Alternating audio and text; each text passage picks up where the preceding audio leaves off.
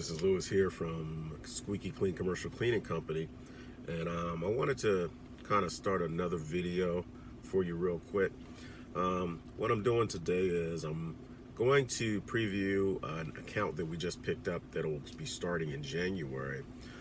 It'll be one of my highest reoccurring accounts that I've achieved or received since becoming a commercial cleaner.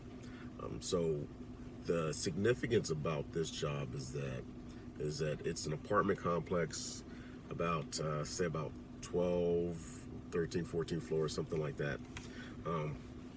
And it's an account that was referred to me by someone that's in a networking group that I'm in, that all I had to do was come and talk. So I came and talked to the property manager because they were in the market for starting in the market for getting a new cleaning company. And I just presented myself.